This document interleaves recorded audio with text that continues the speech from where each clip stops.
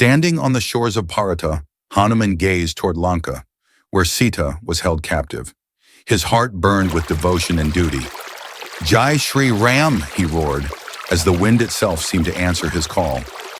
With a mighty leap, Hanuman defied the limits of the world. The skies trembled as he soared like Garuda himself, cutting through the clouds with divine speed. Lanka, the kingdom of Ravana, awaited his arrival.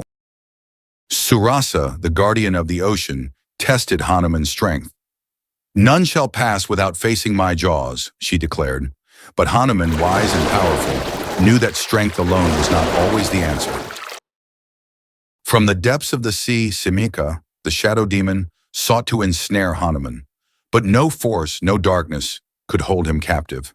With a single mighty blow, he vanquished the demon and resumed his divine quest. At last Hanuman reached Lanka, the land of Ravana. The city gleamed with riches, but within its golden walls lay darkness.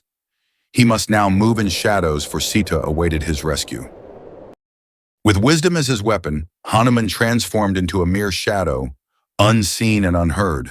The grand city of Lanka loomed before him, yet none knew the storm that had just arrived in silence. Before him lay the heart of darkness, Ravana's palace where Sita was imprisoned. Every shadow held a secret, every corner a danger, but Hanuman's courage knew no bounds. Moving like a whisper in the wind, Hanuman searched the city of Lanka.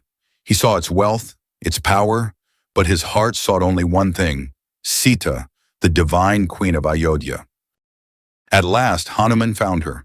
Sita, the embodiment of purity and grace. She sat beneath the Ashoka tree, her eyes filled with longing for Rama. The sight filled Hanuman with both sorrow and determination. With great humility, Hanuman approached Sita. "Mother, I am Rama's messenger," he whispered. He placed before her the ring of Rama, a symbol of hope, of love, of rescue. "Tell my lord that I wait for him, that my heart beats only for him," Sita said as she placed her jewel in Hanuman's hands. "Tell him to come soon." Hanuman, now unafraid to reveal himself, roared, "Tell your king that Hanuman, the servant of Rama, is here." The guards charged, but they were no match for his divine strength. "Mighty king of Lanka," Hanuman spoke, "you hold Sita captive, but know this, Rama will come. Your days of power are numbered." Ravana's laughter echoed, but beneath it there was fear. "Bind him," Ravana roared, but Hanuman only chuckled. "Do you think mere ropes can hold me?" With a mighty flex, he shattered his bonds, sending fear into the hearts of the demons. "You think fire can harm me?" Hanuman laughed. "Let me show you what I can do with it instead." The demons watched in horror as Hanuman, unfazed, turned the fire against them.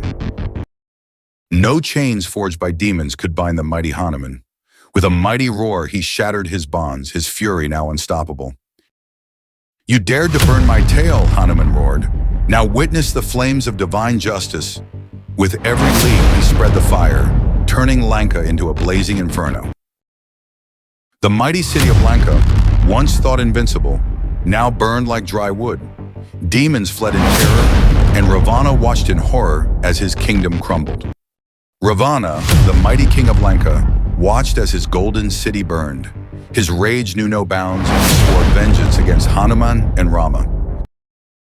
With his mission complete, Hanuman soared back across the ocean, leaving behind a burning Lanka, a message that none could stand against Lord Rama. "My lord, I have seen Mother Sita," Hanuman spoke, his voice filled with devotion. He placed her jewel in Rama's hands, and at that moment, the prince of Ayodhya knew he would bring her back. The time for patience had ended. Rama, Lakshmana, and the mighty Vanara stood ready. The battle for Sita, for righteousness, for Dharma, was about to begin. For Hanuman, this was more than war. It was his devotion, his purpose, his destiny. He would stand beside Rama until the very end. The ocean itself bowed to Rama's might. As the Vanaras built, the stones floated, forming a bridge that would lead them to their greatest battle. And so the journey to Lanka began. The army of righteousness, led by Rama and Hanuman, marched forward. The battle for Dharma was at hand,